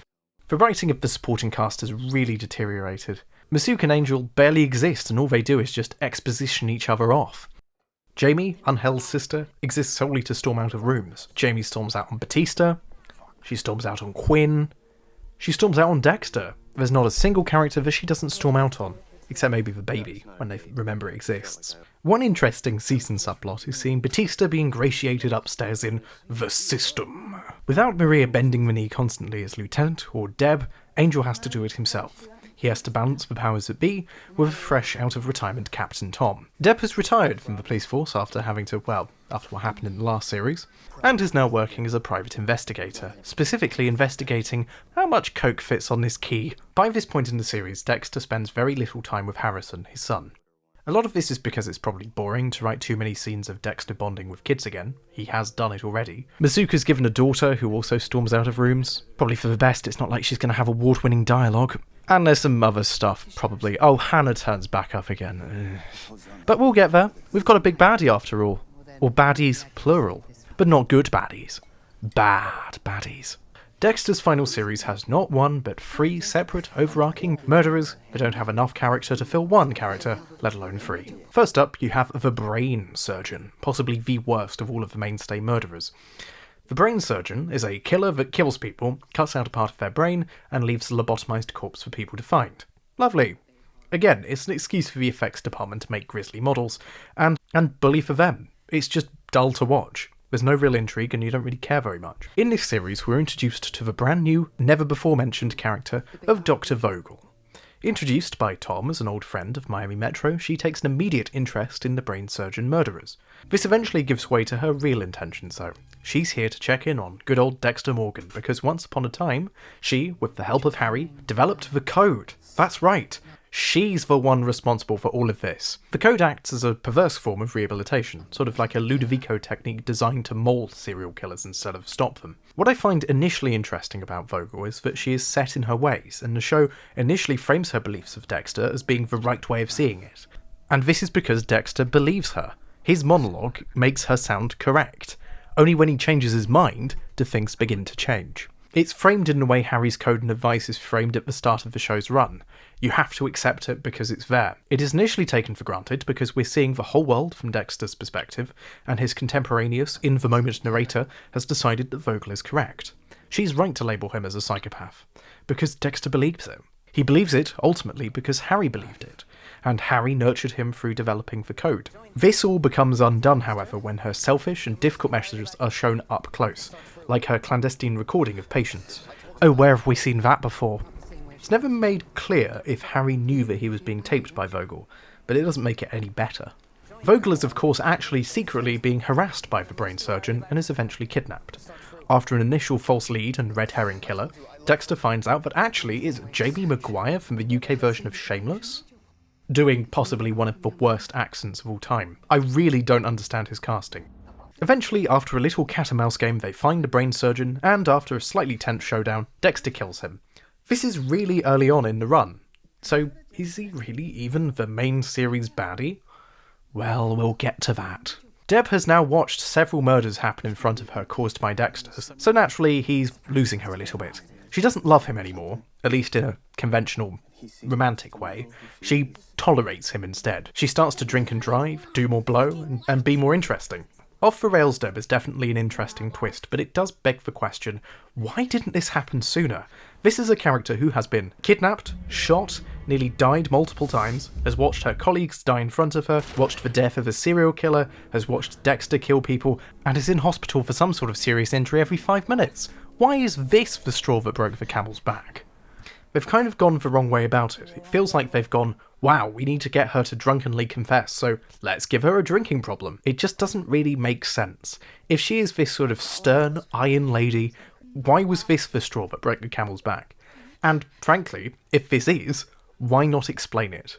Considering the fact that she didn't really like LaGuerta compared to, say, the other people in her life that have died or done something horrible, this seems like an odd choice. There's one more boring subplot to mention.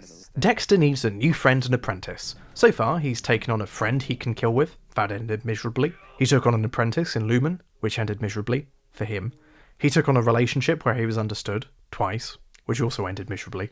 He collaborated with his sister, which ended miserably. So why on earth would someone with the wherewithal to keep people out of his private life seem compelled to do it again?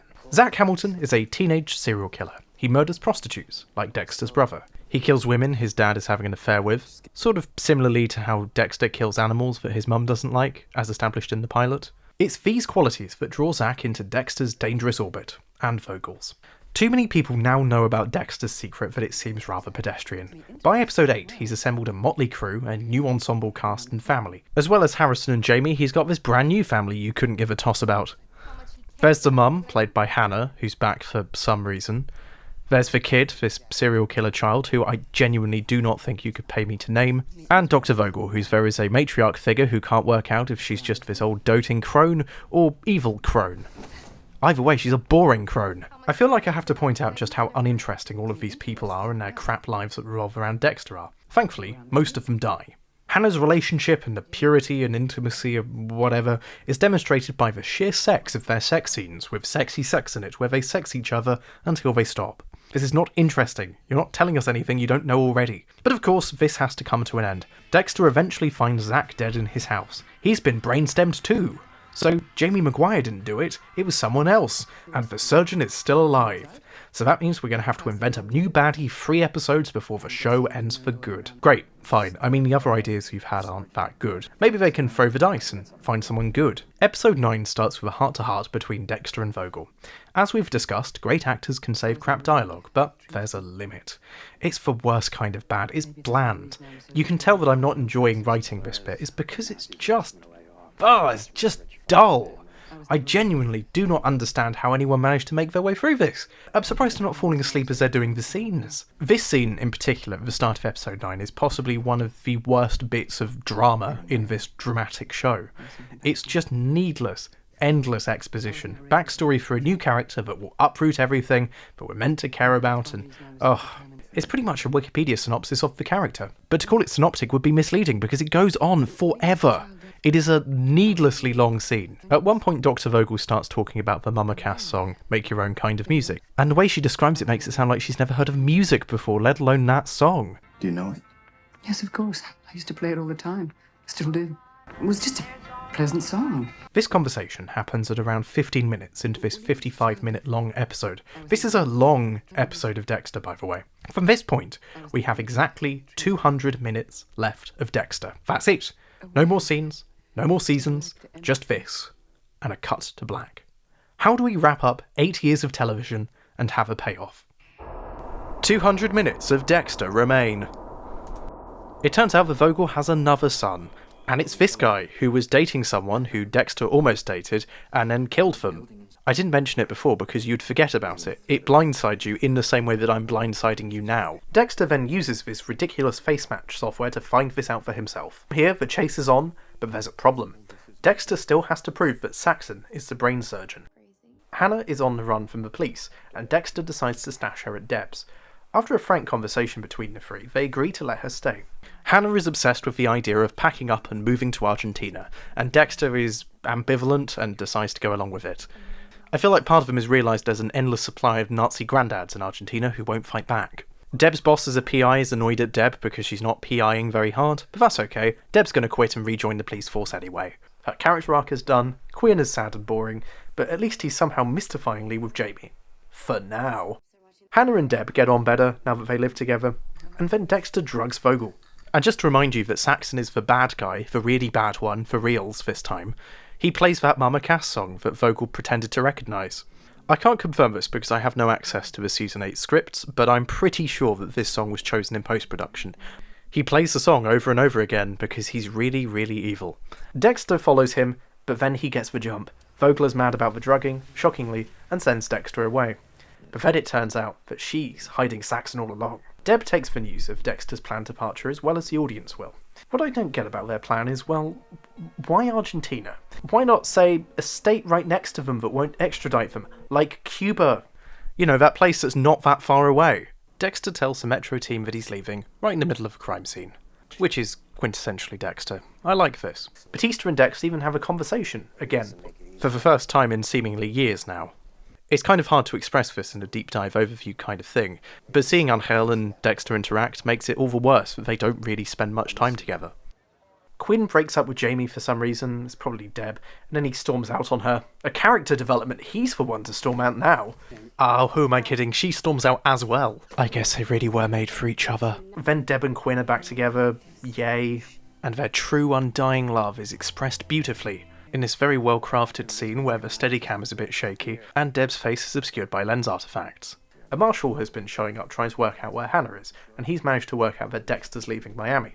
Vogel then swings by Dexter's apartment to try and convince him not to, go after Saxon too hard, to which Dexter goes, Dexter then shows her some videos of Saxon killing people, which manages to turn her around in time to go, yeah, sure, get rid of him. He's only my son. It's past midnight as I record this, and I realise as I'm editing it, oh, did I actually mention that this is her son? Well, now you know, it's her secret son. They have a few scenes together where they establish, nothing, and that have no sense of urgency at all. As this scene goes on for almost 5 minutes, 125 minutes of Dexter remain. Dexter arrives at Vogel's house to kill Saxon, but he's just too late. Vogel dies and he cradles her in a way that's a bit like his mum and a bit like Rita. I feel like it's all trying to say something. Probably Dexter as a show has absolutely relied on the strengths of Hall's acting, and this becomes abundantly clear here. The hunt is on, Saxon is in our crosshairs, Vogel's dead, Deb's got a bit of closure, and we now have 110 minutes of Dexter remaining. Dexter scrambles to get rid of everything Dexter-related from Vogel's house. Every file, every record. Dexter is then interviewed by Batista and Quinn about her death. What I don't get is why he doesn't admit that he saw Saxon. Saxon's a crazy killer, he could just dob him in. You'd think he would get all over the obsessive pride thing after Vogel, and, Rita, and all these big things that have happened to him. Deb and Quinn then get engaged, there's a going-away party, and despite my usual complaints, this is a very tender scene. I like it. This is very well executed. This is really the last time you get to see some of these characters, and it's a nice send-off. Saxon is then interested in buying Dexter's flat, a convenient excuse to get the two of them in a room. He's wearing a light shirt versus Dexter's dark passenger. Saxon proposes that they just leave each other alone, just disappear from each other's lives and just move on. I'll be honest, I don't know this character well enough to trust him, or care to trust him. This character is the inciting incident for a conclusion 8 years in the making, with under 1 hour of screen time, in a 90-hour series. To say it's contrived is to say the least. Deb gets a visit from her old PI boss, who is now working with that marshal I mentioned, and the show is completely forgotten about too. Dexter decides to email the news media the execution footage, setting in motion a war against the houses, as it were. A one-man army against Dexter's entire family. All the risk of eliminating Dexter's nearest and dearest just to catch Saxon, this person we don't really care about.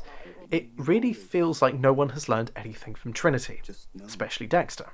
In fact, it would be slightly less stupid if they somehow resurrected Trinity or Brian or literally any of the old baddies just to give him a final face-off. What if Doak secretly survived all these years? That would actually have some stakes, that might have some weight. Even if it was dumb, it would still be more interesting than this.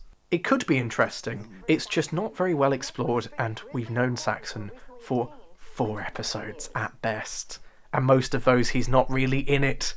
Deb tries to have one final meal with Dexter before he leaves, but Dexter is trying to lure Saxon into the apartment. However, Deb is adamant that they spend time together, and they have a final steak and a real heart-to-heart. And you know what? It's good. It's a good scene. I know it may come across as if I hate this programme and I hate everything about it, but the reality is I'm frustrated about it, which makes it even worse. But there are occasionally scenes that are well-crafted, well-composed, and brilliant. Hall and Carpenter have pushed these characters as far as they can. This feels like a real victory lap performance. They've been through 8 years of television together, and it's nice to see them together for one last final hurrah. This is nice. This is well handled. It's well directed. It looks nice. It's a sweet scene. Of course, he's waiting for Saxon to show up, but, well, Deb knows. She can help. And so she does. Then Dexter gets him into the kill room, and I guess that wraps everything up. 70 minutes of Dexter remain. Dexter then decides, for some bizarre reason, not to kill him, instead letting him be arrested by Deb. She then gives a little monologue about how great it is that she gets to capture him and Dexter doesn't kill him, etc. But the whole time you're distracted by the thought that he's still there, he's still alive, come on! Dexter's got a plane to catch and you've got a man to arrest, just hurry up! I mean, what's he going to do, shoot you? Oh no. In that time, Saxon has now woken up and shot Deb. She is on death's door. All of this happens as Dexter prepares to leave for Argentina. 55 minutes of Dexter remain. Going into the final 55 minutes, my main thought was, well, at least it's bright and colourful still. It could be grey and miserable. That's something at least. Dexter has some drama at the airport and has to outwit Elway. It serves as a bit of levity and it's no bad thing. It's just, well, Deb is on death's door. And even though she's close to dying, she's still calling everyone a fucking asshole. There's now this interesting contrast between the bright colours of Dexter's world and the faded dinginess of Deb's dying days. Quinn doesn't even look orange anymore. I guess in a way it's trying to say that a world without Dexter is depressing and dingy and sad. Is it sort of saying that without Dexter this world becomes drab and boring? Is that how Dexter chooses to express it because he's a massive narcissist? Yes. Quinn with Deb in this condition actually has a rather tender moment. They have a good scene together. Anyway, Dexter's still at the airport and everything's still bright and colourful inside. Let's go out! Oh, no. It's all dark and dingy too. The world is falling apart. Now going into this, I did know Deb would end up getting shot at the end. What I was expecting was something different though. I was expecting a, well, not to spoil the ending of The Sopranos, but a sort of Silvio-style ending. A comatose Deb and an emotionally comatose Dexter. What we get is something slightly different, and I think it's better for it. Showtime apparently wouldn't let them kill off Dexter, so they felt like they had to do something big. Personally, if I had to kill off someone for shock value, it would have been Batista. Or maybe we have a successful recycling of the poisoning. Maybe lots of smaller deaths. Deb has been through 8 series of misery, dread, fear, almost all of it caused by her brother. And no payoff, no redemption, just death? So brutal it's almost Russian. Oh, and there's a storm. A big hurricane that will end the world, probably. Actually, showing stormy weather would be too expensive, so instead they use this horrifically awful day-for-night filter. Hannah and Harrison are ready to head off all the way to Argentina.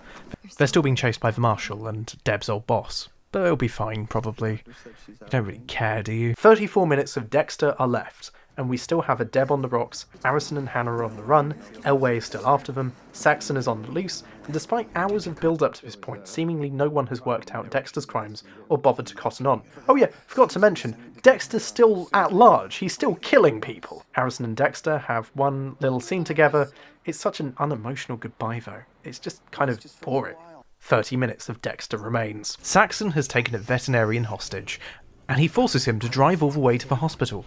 He inches closer to Deb's hospital room, but thankfully he's stopped by the police department. Oh, well, that's dealt with then. Then Dexter opens the door to go and see Deborah in her ward, but she's not there. Deborah, off screen, has been rushed to the ICU. She's not breathing. Quinn and Dexter are there as the news is dropped. Deborah has had a major stroke and she is now on death's door. She is brain dead. In the last 26 minutes of the show, despite everything, Dexter manages to extract a career-best performance out of Quinn. He actually pulls it off. I knew this was hacky, but still, Quinn and Dexter in this moment really got me. Even Rita's death didn't get me like this. And this is all in the so-called dreadful, unwatchable finale. Once again, it's that frustrating factor of great performances, great moments, like this scene, being crushed under the weight of rubbish. We then see a few flashbacks of when Harrison was born. I think just so the fans get some moments with the characters we love where they're happy. Doesn't really serve any purpose other than just to make the fans happy, I guess. But then we cut back to Dexter's present. This is the most intentionally drained the show has ever looked. 19 minutes of Dexter remain. Somehow Elway managed to get onto the coach with Hannah. Hannah manages to get him. At first she offers him some tea that he obviously knows not to drink, but then she stabs him anyway, so it's fine. It's all resolved. Dexter still has a chance to leave for Argentina and let Florida shoot Saxon, but no, we have some redemption that needs to be done. Dexter goes in to do a swab test, which ends in this predictable confrontation. There is a brilliant bit of Dextering going on though, him pretending to be shit scared. No notes, believable setup, I like this. Quinn and Batista watch the CCTV footage, mind you, with Dexter, and conclude, obviously self-defense. Now, this is where people get really, really annoyed. This seems like such a cop-out, he was so close to being caught.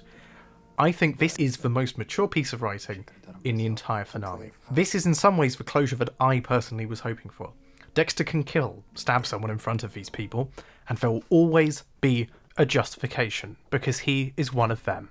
This is closure. I want to compare this to a few other endings. Razornikov in Crime and Punishment is plagued by the guilt of the murders throughout the story, and the crime does eventually catch up with him. There is a strong moral framework and arc. He spends 7 years in the coldest of Siberian prisons, and is visited once by his love. He is purged of this sin by punishment, and eventually there is a path to rehabilitation. 150 years later, stay with me here, Better Call Saul took notes from this and put together its own ending. Both Razornikov and Saul Goodman feel the need for absolution, and take it in the form of prison. Goodman argues his way out of lenient punishment only to feel the majesty of guilt. His culpability in the death and destruction of so many has rotted the soul of Saul's host. The final ending of the show is cathartic, earned, and justified. Going in the opposite direction, Jean-Paul Sartre's play, No Exit, confines its vain and manipulative purgatorial protagonists to limbo forever. They can curse each other, kill each other and themselves, and yet they remain. There is no exit. 45 years later, in the book American Psycho, Bret Easton Ellis ends it in a very similar way, in a direct anticlimax. Life continues. They all meet as if nothing happened. One of Bateman's victims is alive and well on an overseas business trip. Presumably it's Paul Allen, it could be Halberstrom or Bateman or Bryce or whoever. There is no trust. There is no feeling. There is no catharsis. He goes on this extended ramble about identity, but no one really even pays attention. Bateman's fellow businessmen are trapped in a mundane purgatory a la Sartre. The final page of the book is a run-on sentence that ends with the uppercase phrase in all caps, "This is not an exit." The page may have abruptly ended, but their world continues to go on. There is no catharsis, there is no release. This is not an exit. When Dexter read this in character, surely he must have thought, well, this is how my life in the Miami Metro is going to end up. I can do what I want here, and I've always got protection. This is not an exit. I can frame jokes and get away with it for years, and then when one person unravels it, I can win everyone over again. This is not an exit. It can look like I killed my wife, but no one's really ever going to bother investigating it. I'm in Miami Metro. This is not an exit. I can stab someone in front of Quinn and Batista, they can watch the video, and it's still self-defense, because this is not an exit. That would have been some level of conclusion had the show actually bothered to explore it. These are two extremes of a tightrope that Dexter has frankly jumped off. He's not even fallen, he's plunged headfirst into the abyss. It's almost like they're leaning towards a no-exit exit, but unfortunately this is not where it ends. This is not it. Dexter's past, in a conventional sense, never catches up with him meaningfully. There is no great unravelling, he continues to exist in plain sight. Even the things he's been hassled by law enforcement for in this series is his disastrous choice in girlfriends, is not even one of his crimes. A talented writer might be able to make it work, But let's be honest here, the payoff is unbelievably boring. For someone so deeply narcissistic and deeply, deeply concerned with his self-aggrandizing, he is a supporting character in the makings of his own downfall. And this is the character you've spent 8 years learning and growing with, despite his protestations that he can't. Mundanity and a finality would be no bad thing. The Sopranos, Breaking Bad, Saul, both Twin Peaks, all at times have extended sequences that exist to exist. It's not all about closure and finality constantly. In the world of the cuddly murder, a finale is final, but there's always external pressure to leave it open enough. Monk's final episode concludes the background arc of who killed his wife. It keeps the execs happy though, because we can revisit it in 10 years. They didn't kill him off, or make him run off. Which brings us to the actual ending of Dexter, and what really, really winds people up. 6 minutes of Dexter remain. He sees Deb for one last time, just to switch off her life support. His final kill in the series is Deb. But similar to Isaac in the 7th series, he decides to do one last courtesy. He takes Deb's corpse onto the boat and dramatically rides into the eye of the storm. There is no Dexter Morgan without Deborah Morgan. Harrison, Hannah, none of that matters anymore. Dexter has a very brief phone call with Hannah and Harrison, and I must say, the dramatic send-off to Harrison, the driving force of his humanity in the later series, is 30 seconds long and completely forgettable. Dexter's in the ocean, and he prepares to drive his boat into the eye of the storm, killing him off as well. 4 minutes of Dexter remain. In the next shot, a newsreader declares that literally everything is back to normal. Hurricane Laura has passed and everything is going back to normal. If there was ever a line that completely throws you out of anything, it's probably this. Even the shots of Miami are soulless and boring now. Dexter's boat is found with no survivors, Batista finds out, Hannah finds out through the news, and their life is ruined. Hannah now has to work out how to tell Harrison, this child that she barely knows, that he's now an orphan. And then we just leave them and move into the streets of Buenos Aires. Their life is ruined as well. Fade to black. Well, I guess that's a fittingly depressing end to a show all about death, the actual knock-on consequences of it. It's only taken us 8 years to get to that point. 3 minutes of Dexter remain. Fade into a lumber mill, and we focus briefly on a man who's doing some manual labour. We then follow him home. This isn't just a man. This is Dexter Morgan with a beard, in a new house, with a new identity, in a chair, motionless. Fade to black. 1 minute and 7 seconds of Dexter remain. Roll credits. Oh no, no, no, said the internet quietly. Not only is a downbeat worst ending possible. Remember, Showtime wouldn't let the team kill off Dexter. There's still more money to be... there's still more stories to be told. Going back to what I said at the beginning of this season's discussion, imagine if the ending of Season 7 happened here. That would have just had so much more impact. It would have given you closure for things you've been working out for the last 7 years. It would have rewarded your investment as a viewer. Instead, it's all this stuff that barely makes any sense, and is only really conjured up in the last 3 hours of the show. It's just not very good. In that last 200 minutes of Dexter, essentially nothing happens that could have been telegraphed or predicted before the previous seasons, or indeed the previous 7 seasons. It exists in its own vacuum of dross, death and depression.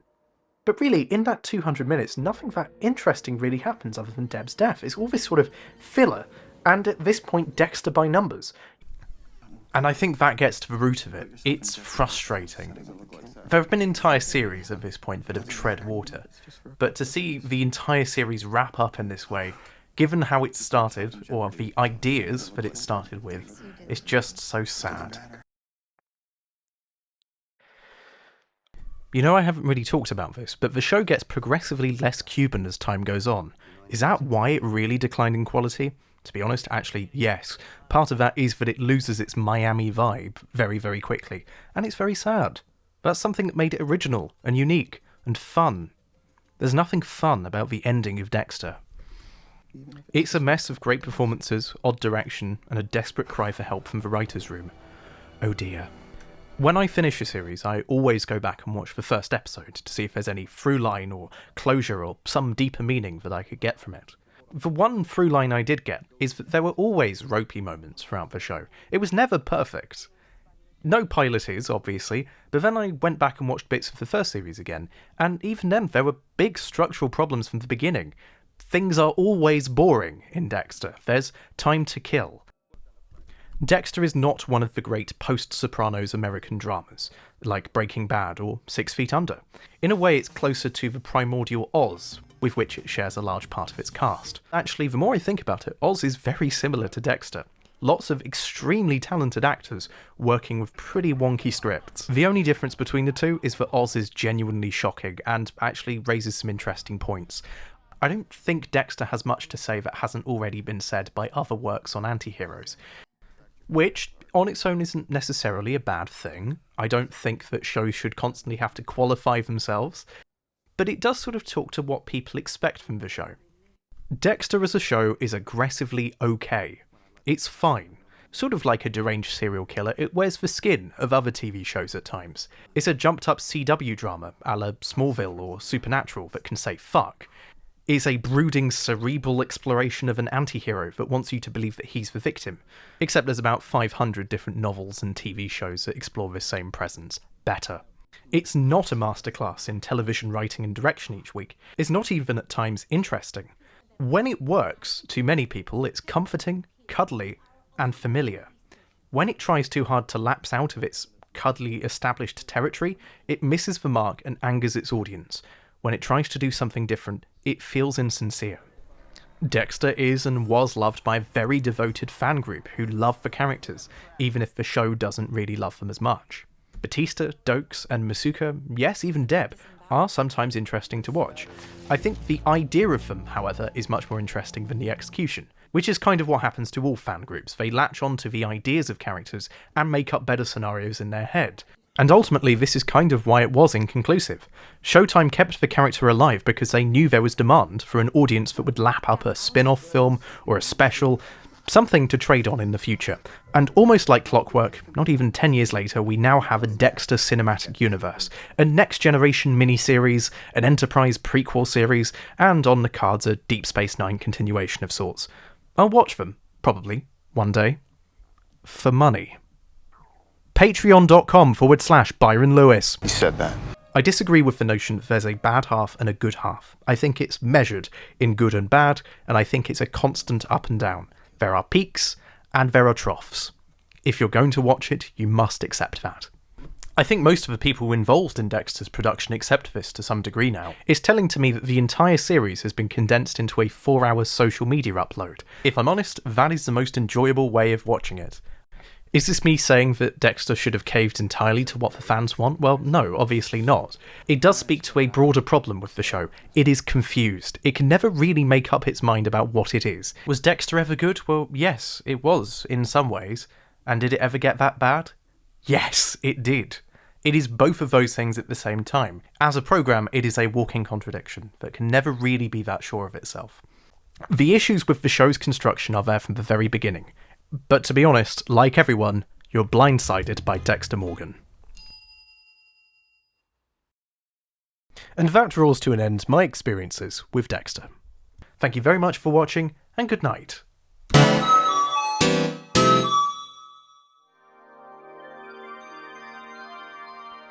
Thank you for watching. If you enjoyed this video, make sure you like, subscribe, comment. I really want to hear what people have to say, as always, and there's always more discussion to be had. I'm thinking of doing a follow-up part, maybe in a few months, talking about some of the ideas that people have posted in the comments. So let me know if that's something you want to see, and of course, stay tuned for more television.